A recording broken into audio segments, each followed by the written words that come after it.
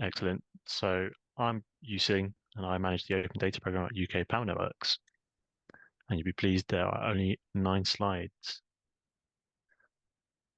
Next slide. So who are we? We are a distribution network operator, or we're fast becoming a distribution system operator, which is reflecting the direction in which electricity is traveling from traditionally a generator to your home. Now it's homes sending electricity back up the network. So it's all getting a bit complicated. And that's probably why that's one of the reasons behind open data. So we serve the bottom right-hand side corner of the country. And you can see all the other companies that we work with in the country. So why are we doing it? The net zero transition, everything's getting faster. This is increasingly digitalized world that we are living in. There are EVs coming on board. There are heat pumps connecting. And the dates I've highlighted 2035. I did check that before I joined last week. It was 2030, and then they knocked it back to 2035, I think. But if you think like an EV, you know, a 2-ton vehicle that has a range of 150 plus miles, that's a lot of juice. And these things are connecting to the network. Sometimes we don't have visibility of it, but they consume 4 to 8 times the power of a house on a street. So all these variables are driving that change for data, digitalization, and open data. So my team, we offer 2 things: data, and we try to, and that's consumable in API. You can download it in Excel, you can view it on the portal, you can take it away. It's open your license, you can do whatever you want with it. But for the people like my parents who aren't too savvy with data, we build maps and dashboards to help them understand it. So I'll just rattle through to the data. So as you expect, we're an electricity network company. So we tell people where our substations are, transformers, our overhead network. Crucially, we don't show our underground network because of security reasons. The overhead network you can see, so we sort of rationalize that. We tell people what our assets are doing, who's due to connect, what the connection queues are looking like. When we talk about net zero transition, you've seen in the press where we talk about where they talk about how people can't connect until a certain year. So we try to provide visibility of that on our assets. Crucially, we tell people as well interruptions. We are a power company. You only really talk to us either you need a connection or the power's gone out. So we start to give people visibility of where the power cuts are, not just on a map, but in a data set format. We also give visibility of who's connected to our network. So I've listed some out there. So I'm very proud of this slide because I put 2 GIFs in it because it's better than a picture. So these are just a couple of examples of the maps and dashboards we build. So on the left is our network infrastructure and usage map, or the new map. And that shows UKPN on a map. So you can see that you can zoom in and out. It'll show you where the substations are and give you information about it. On the right-hand side, after you've picked a substation, you click through and it will give you all the information that we've published about that particular substation. So we show you a 5-year forecast of demand, what's connected to it, and a future forecast where we think we'll run out of headroom.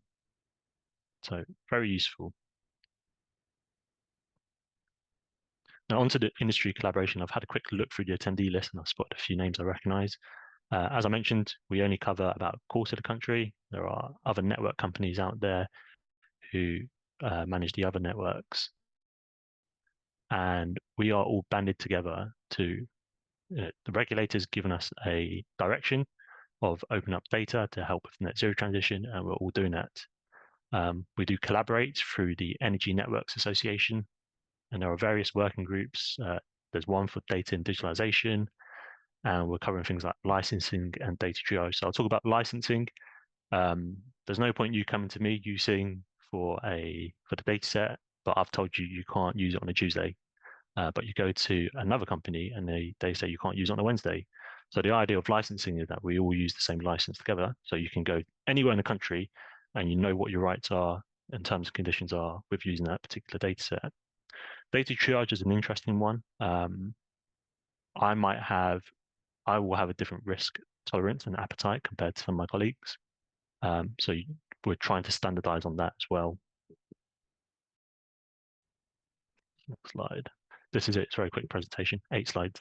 So the key message, Ofgem is driving us in a certain direction and we're all following. But there are variations to what we do because we are individual corporate entities. We have different risk appetites. But I think that's a good thing.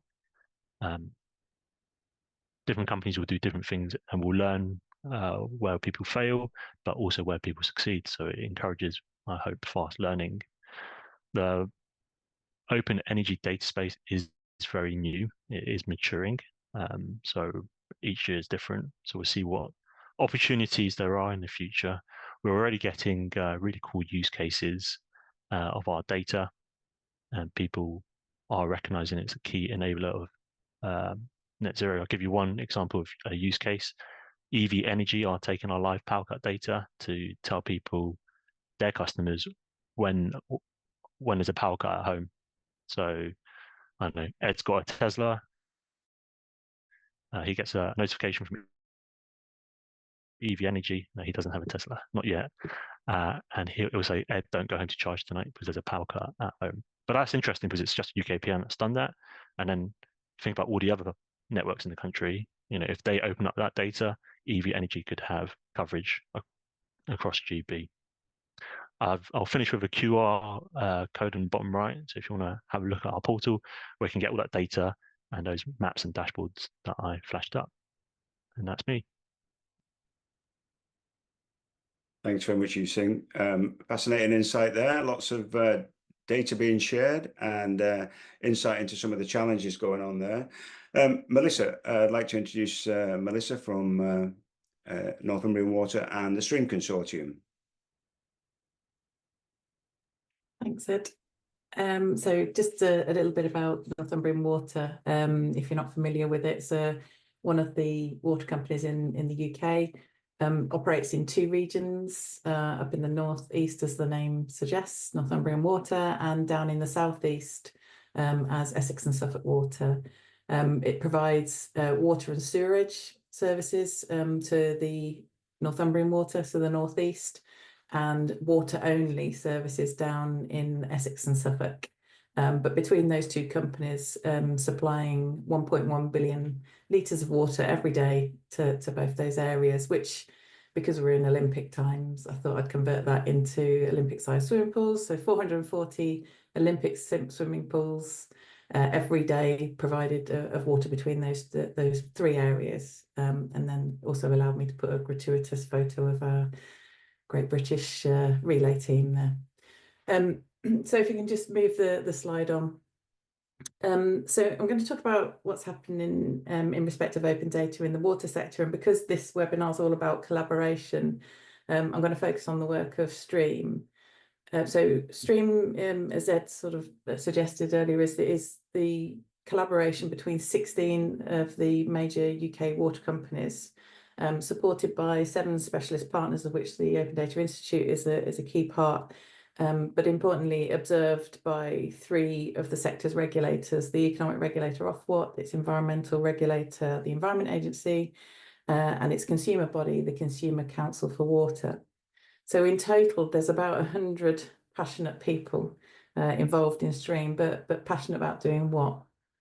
If you can move the slide on.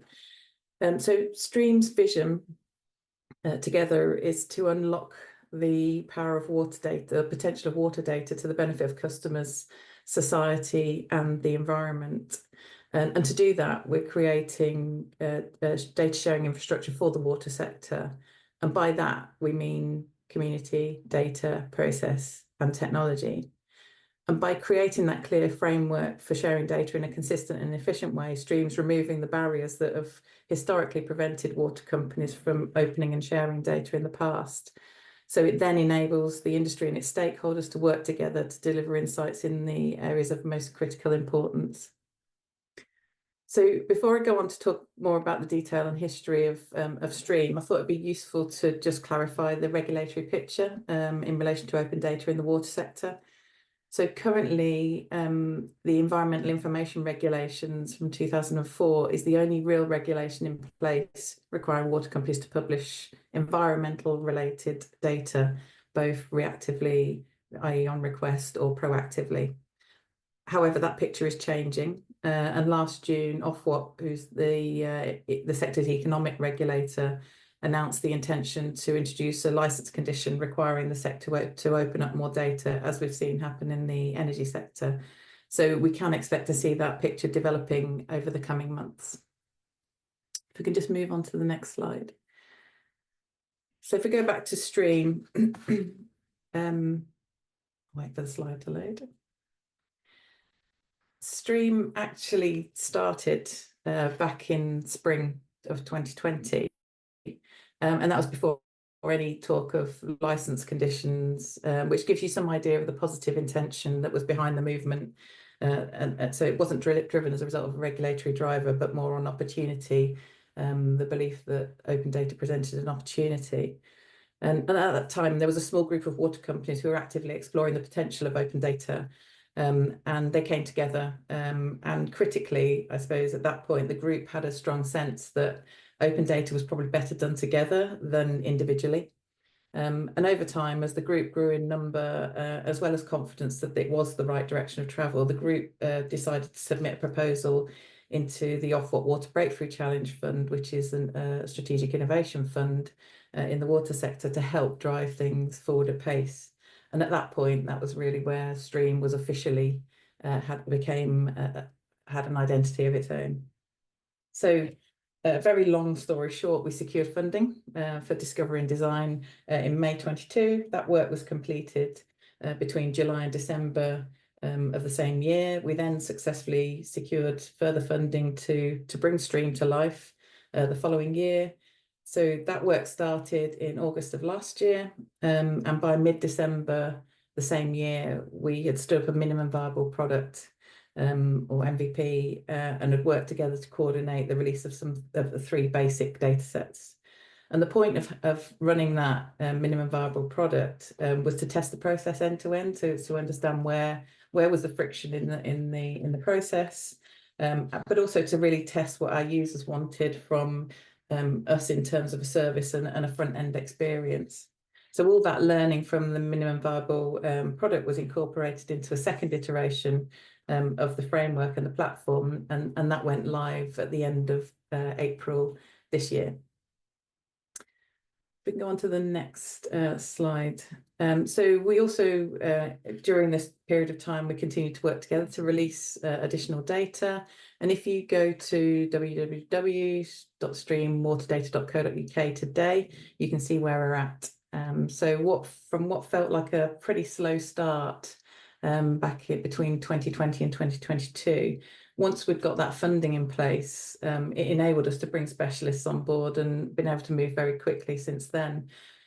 But we really are just still at the beginning of the story, because it's now all about collaborating with even more people to realise value from the data that we're publishing as a sector.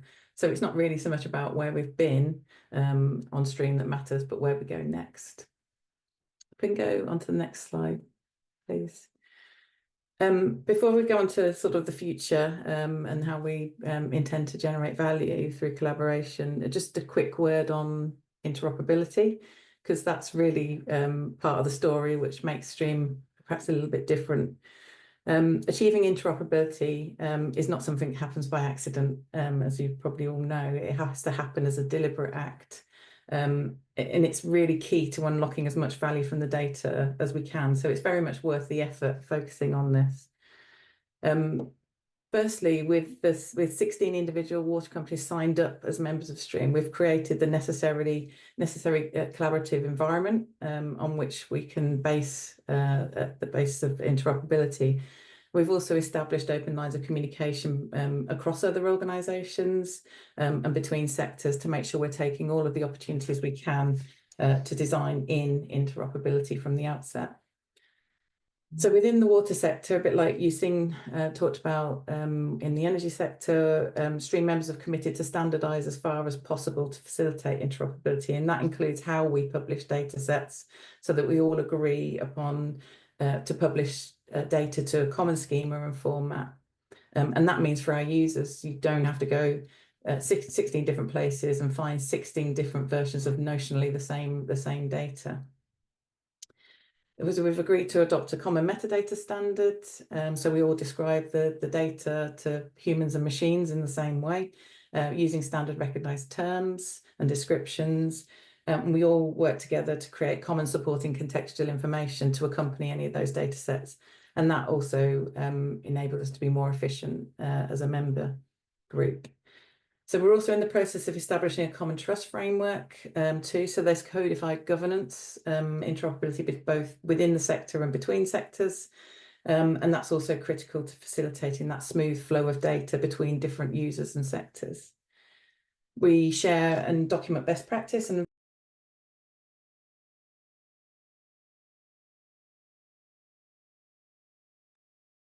You went on mute, Melissa. sorry, I must have hit the space bar then. Sorry, where did you lose me? From data best practice.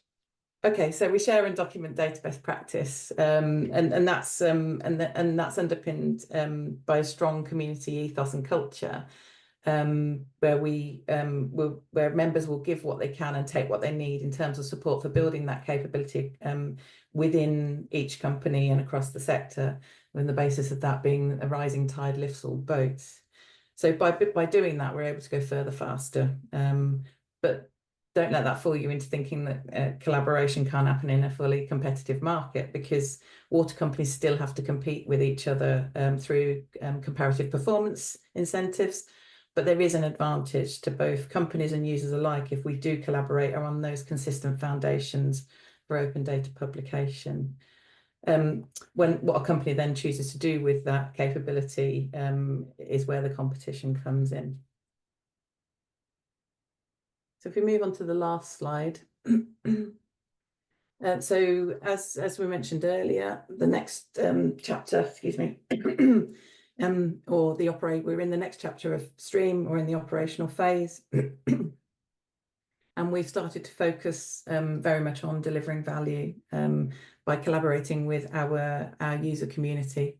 Sorry, the formatting on that slide looks like it might have gone a bit awry. Governance shouldn't be that. It's important, but it shouldn't be like that big.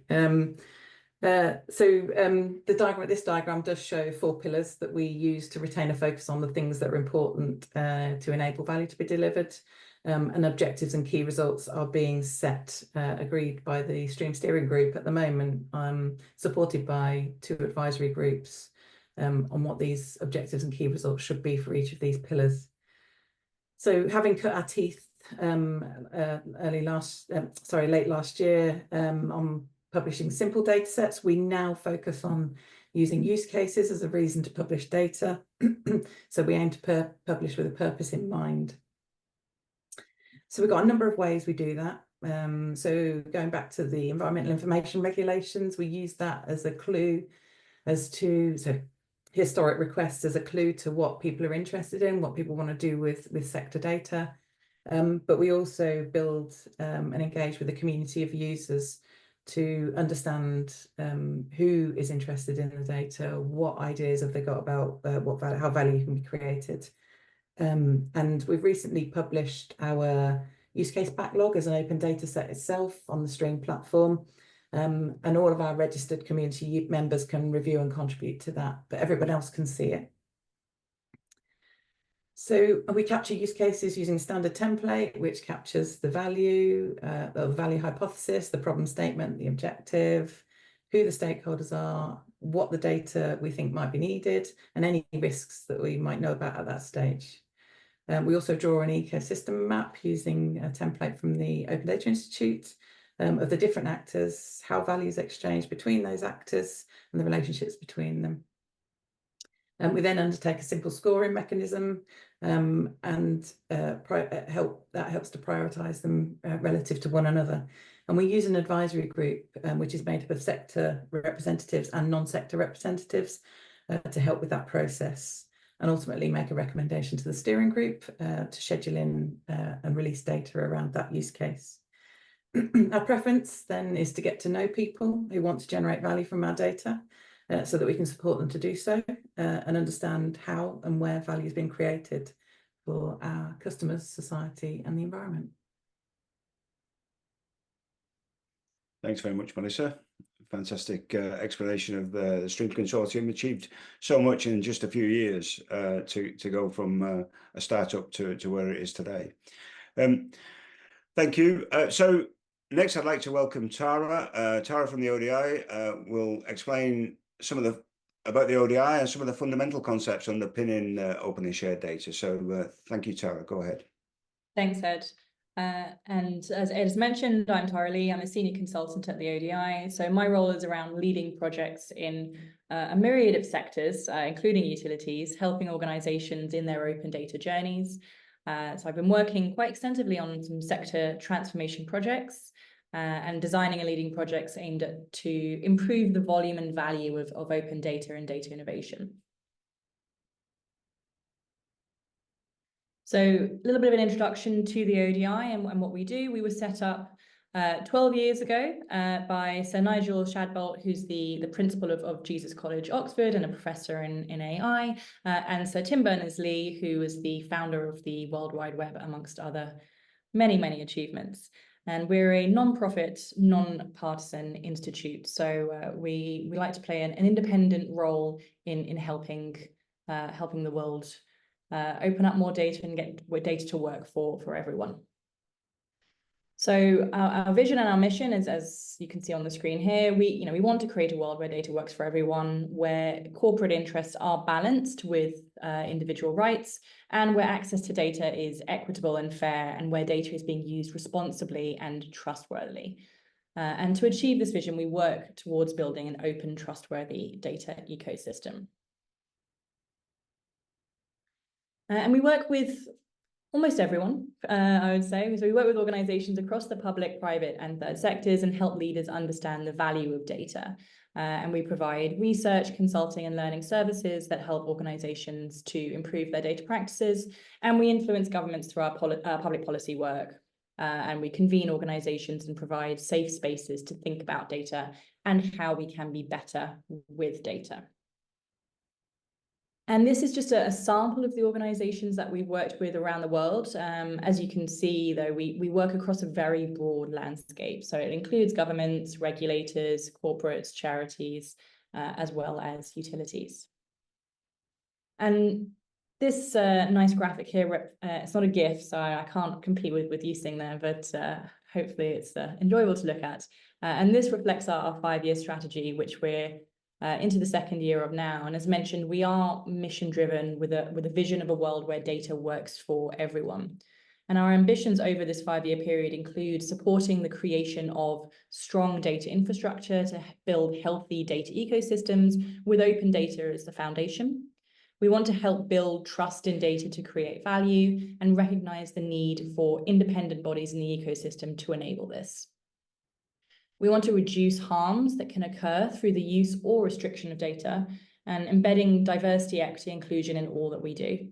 And we want to support as many people as possible to develop the data skills and knowledge that are essential to unlocking the potential of data. And this is our theory of change. So what we've seen over the years is that there are 2 overarching blockers to sharing or opening data to realize its value for everyone.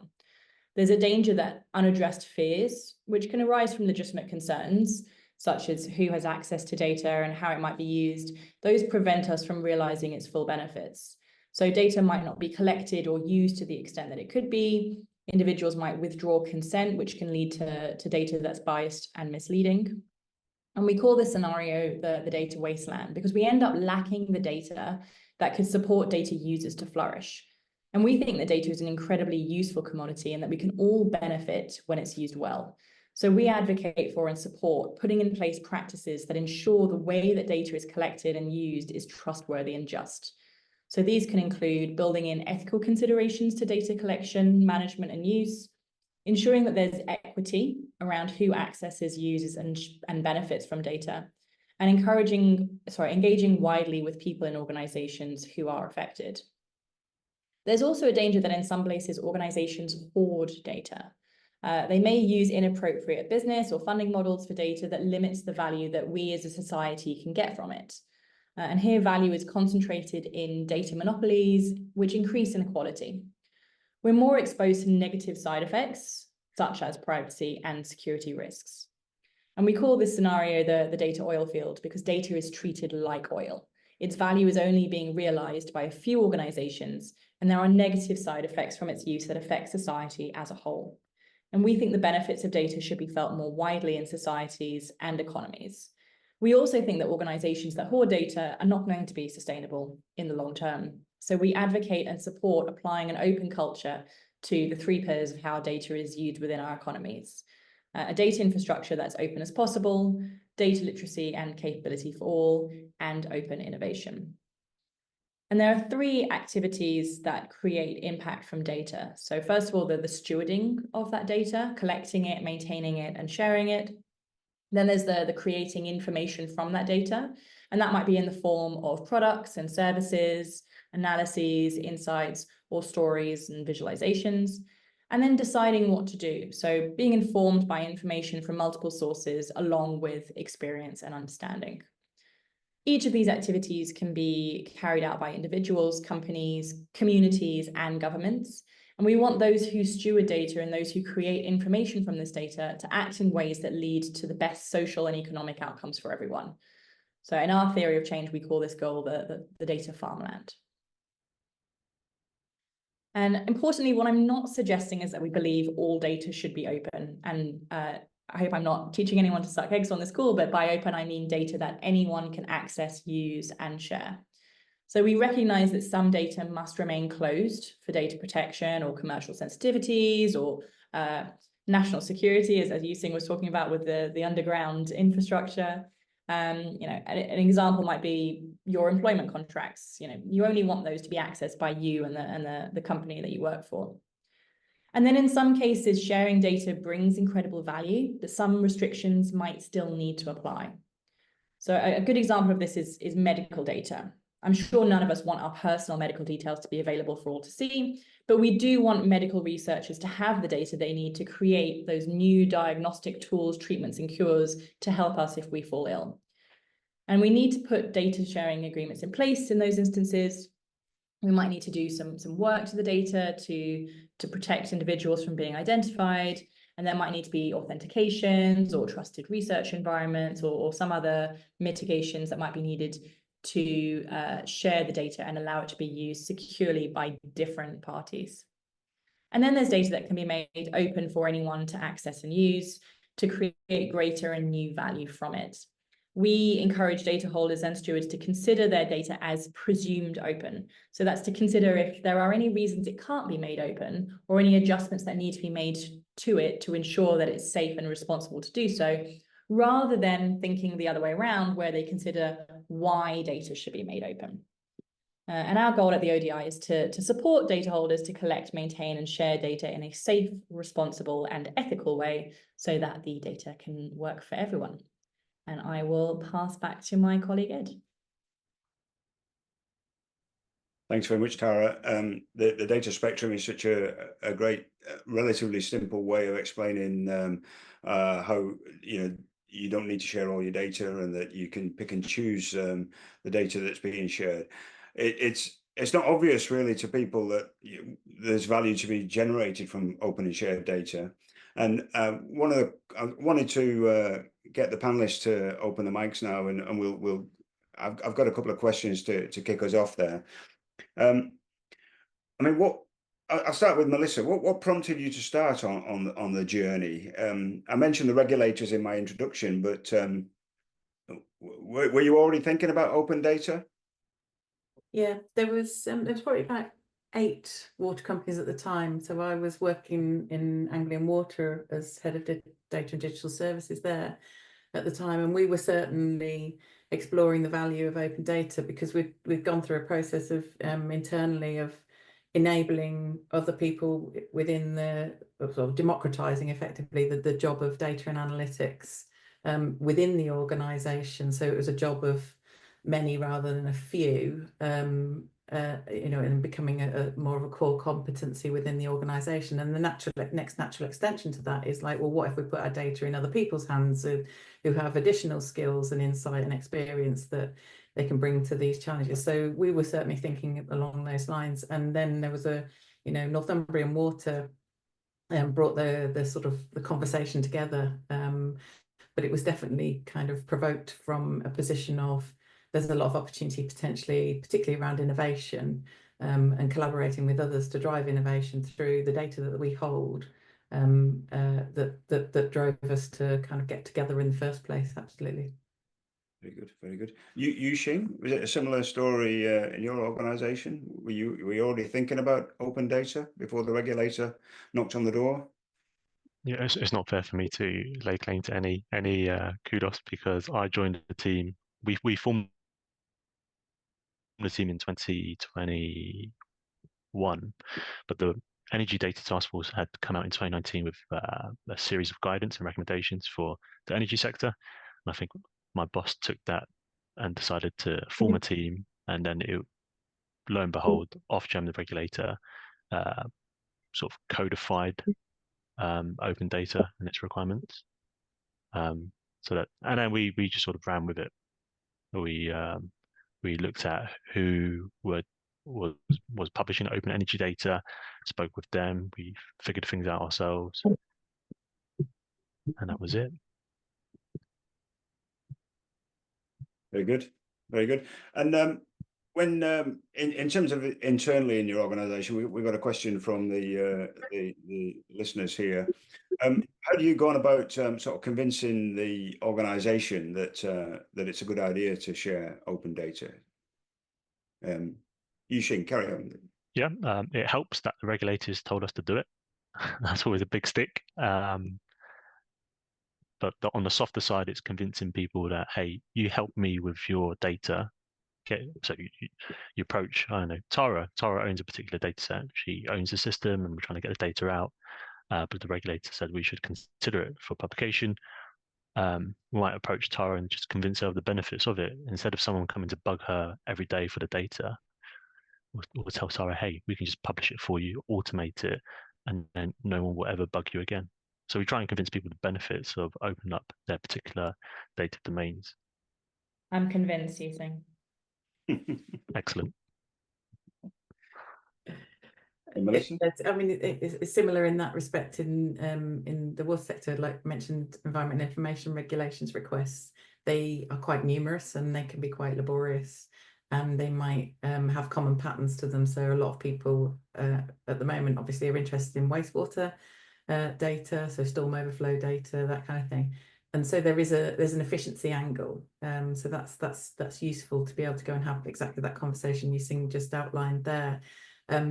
But also we work to capture the stories of and tell the stories of where things that the industry benefit from now had their roots in someone actually being prepared to open up some data in the first place. So we talk about how innovation is stimulated and supported, you know, by sharing or opening data. So we try and capture those, tell those stories, equip everybody with those stories so they can tell them in their own organisations. But it is a change challenge. It's a people thing. It's not technology that holds you back. It's not the data that holds you back. It's the culture that is the thing that to focus on. And Tara, please feel free to chip in at any point with, I mean, we as the ODI work with a whole range of organisations, and generally they've already, by the time they contact us, they've got their heads around that, do you think, or is that not always the case? Yes, there's always those who are ready to go full speed ahead. Yeah. And then there are others who are very reluctant. And it's, as I said, it's a culture change that has to go on with an organization. And a lot of people are scared of change. And they might have legitimate fears and concerns. They might have fears and concerns that are not sort of founded on any evidence. It's something that we usually have to work through. So when we do work with organizations to go through this process, even if, as Melissa was saying, even if the CEO had said, yes, we're doing this and has signed off on the work and it's happening, it's the people who are delivering within the organization who need to be on board and see the benefits and the value of doing this. So we never say, you know, in isolation, publish the data. There's a number of different areas that need to be considered, both around the data governance, but also thinking about the sustainability of it, thinking about how you're going to track the value of what you're doing there. Because if you can't track and demonstrate the value of what you're doing, it won't continue going forward. And those people who are reluctant will continue to be reluctant and will probably act as blockers to the progress and innovation that can be made. Thank you. Yeah, fascinating point you made there about tracking the value, and it leads me to another question. And I'll start with Melissa. I mean, how do you sort of choose which data sets you're going to share? I mean, who's making the call on that? Is it coming from externally, or is it your own internal decision? And how do you reach that conclusion about the data being shared? And how do you know what value is being generated? That's two questions. Yeah. So from a stream perspective, so when we're thinking about sort of collective open data publication, we have all the stream processes in place, which include a valuation step. And then, but it's more comprehensive, as I outlined earlier. It's risks as well. It's not just about value or opportunity. It's about considering all of the things. So who is anybody ready to use that? Is anybody ready and capable to support that use case? Because it's great having a great idea and publishing data, but if you've got nobody on the other end of that who's capable of then turning that into value, then you're less likely to have value generated. So that's where the ecosystem engagement, you know, working with our community, knowing our community really helps us support them practically. So yeah, the value framework has just been agreed. I believe it's also available up on the Stream portal, so you should be able to find it there. If not, it will be due to be published soon. And you can see how we value use cases.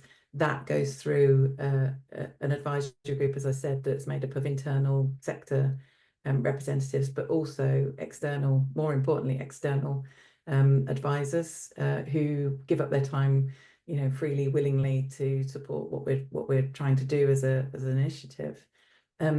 Each water company seeks to publish data to their own regional priorities too.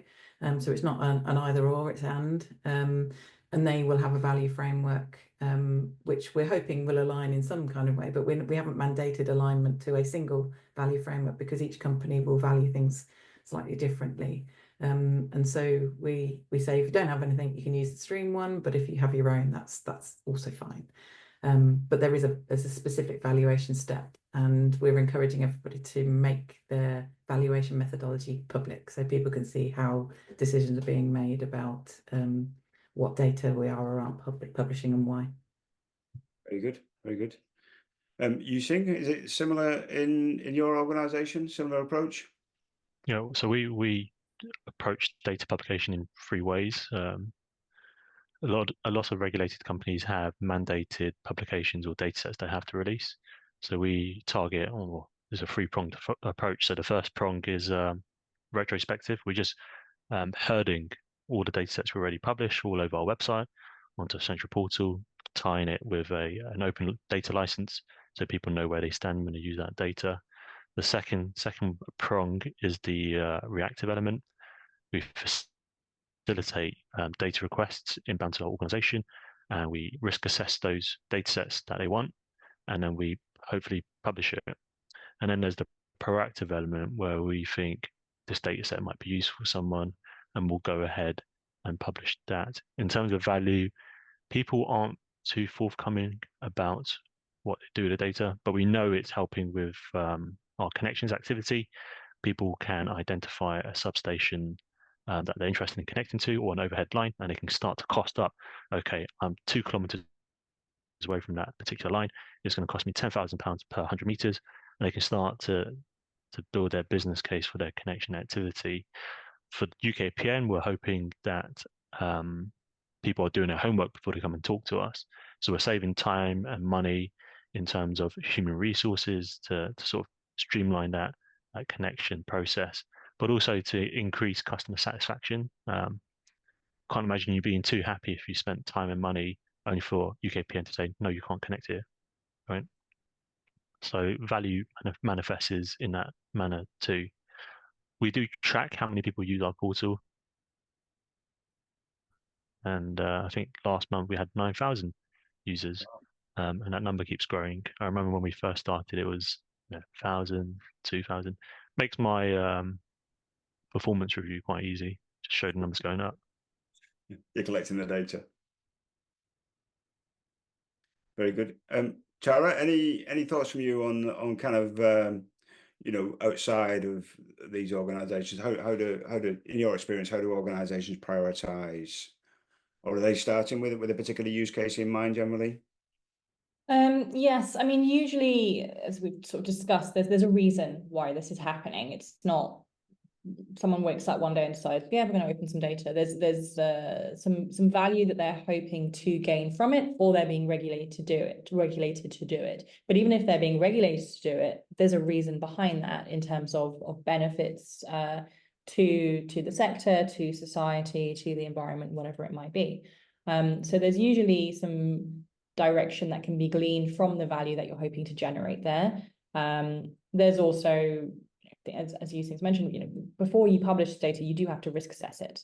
And you have to consider, can that data be released as is, or do we need to do something to that data to make sure that we are being responsible and ethical and legal when we're publishing that data as well. So, I think what we've seen in a number of organizations and sectors is they tend to start with the low-hanging fruit, the data sets that are easiest to sort of get out there without too much trouble, without too much risk or concerns. And then it's also thinking about what is the potential value that an organization can envisage by publishing that data. And that might be at odds with the risk assessment, or it might be aligned. Where it's aligned, great, start off with those and then work through the other use cases until it becomes that risk assessment and that triaging process that you need to go through becomes more of a business as usual approach.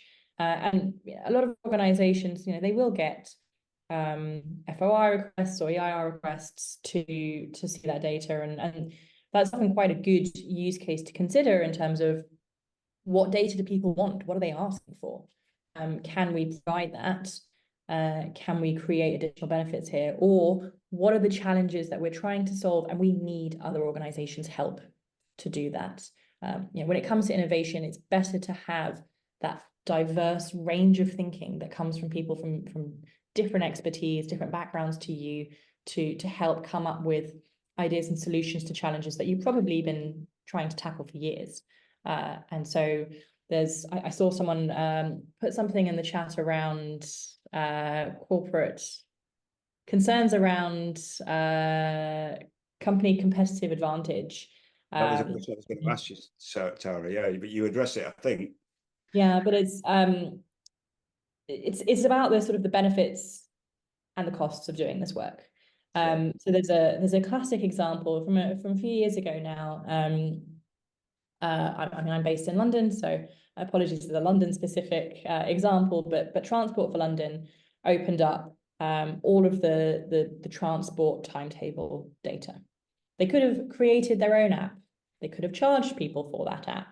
They could have said, right, we're going to get this amount of income from that app every year.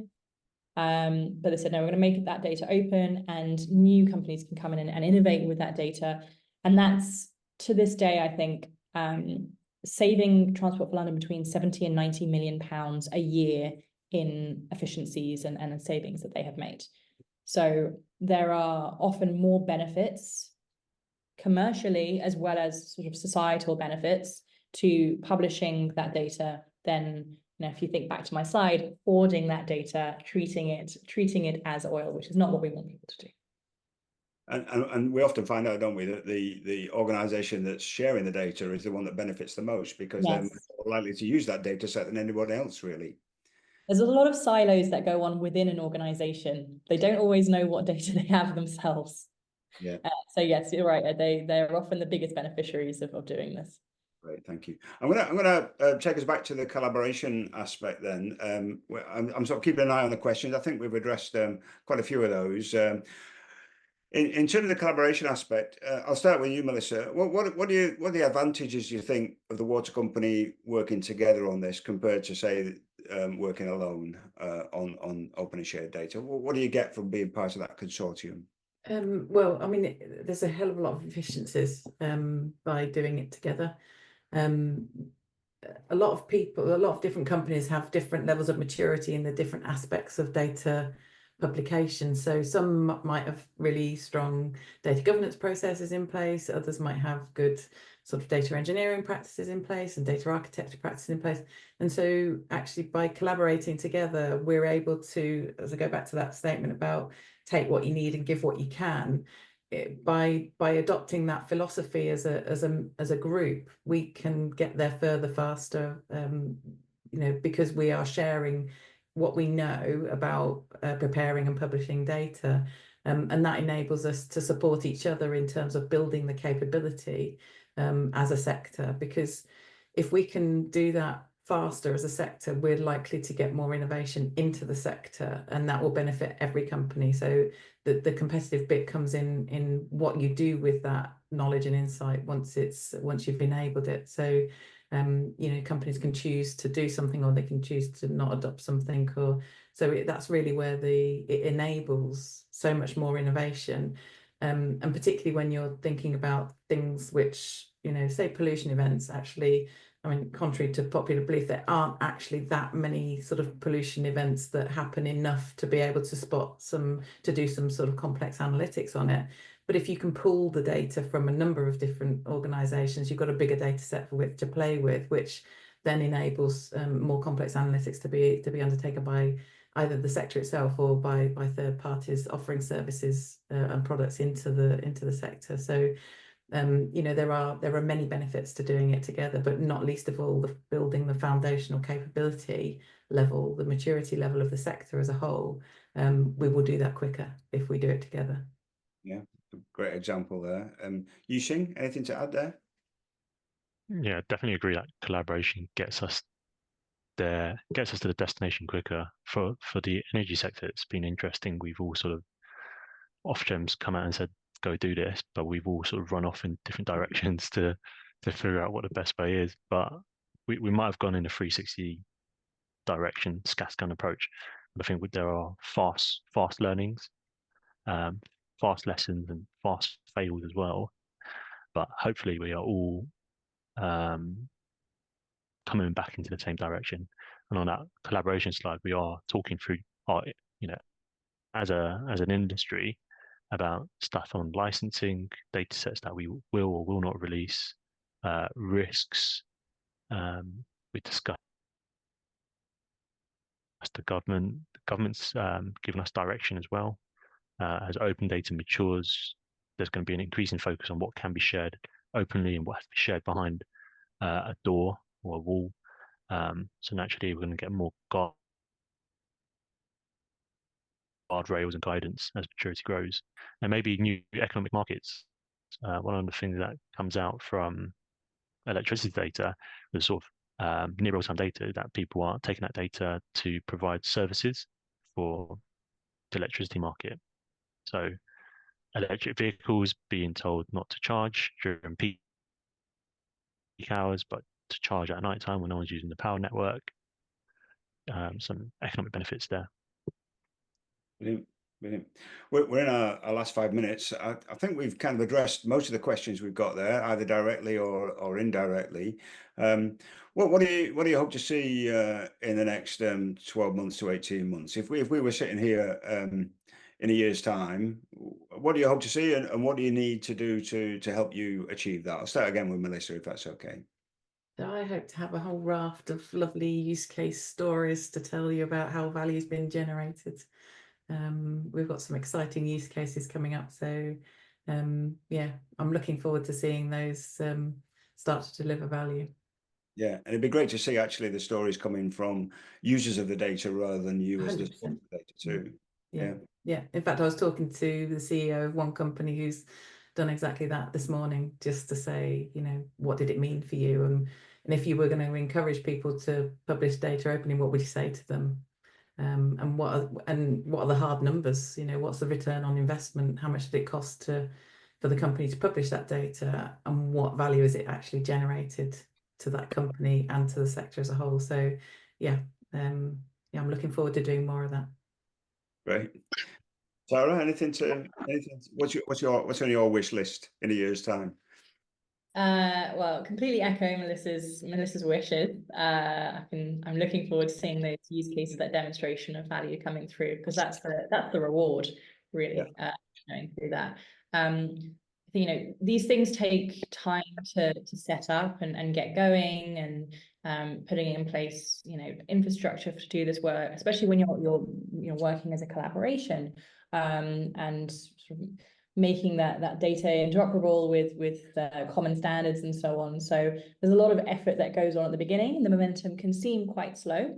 But I think once we have some of these things in place, and things can become more sort of business as usual, to see sort of a tidal wave of data coming out, and value being demonstrated, and evidence coming back. Yeah, every aspect builds on every other aspect, doesn't it? So it's an incremental benefit. Yiu-Shing, what's your wish in 12 months' time? Hmm. More of the same? Pretty much, but to be different, maybe a changing step in terms of culture in the sector. We're seeing Get some interference. Matt, can you mute, please? I don't know what's going on there. Yeah, sorry, Yiu-Shing, go ahead. it's all right. I'll try and speak over it actually. But there's a step change in culture, really. Open data relies on a lot of maturity, a data culture. You know, take any organization, people moving away from paper, people taking data governance seriously, trying to establish ownership of who owns what, and data quality as well. Yeah, that's very important. People always talk about AI, but you know, you put in bad ingredients, you get a bad cake at the end of it. You need to put in good data, so you get a good cake at the end of it. yeah, it's a thought that's echoed quite widely within the BCS group, that you know, the fundamentals of data and data management don't change. It's just we're using it for additional use cases and additional benefits. So yeah, data quality is essential. Data governance is essential. Okay, well, I'm going to wrap it up there. It just remains me to say thank you very much for your attention. Thanks very much to Yiu-Shing. Thanks very much to Melissa. Thanks very much to Tara. And what I really liked about the event this afternoon is we've got a lot of collaboration going on right here in the chat. You know, people are sharing links, people are sharing, answering questions. And I would encourage everyone on the call here to, you know, get in touch via LinkedIn. Let's continue the conversation. And I just want to say thank you very much and good afternoon, everyone.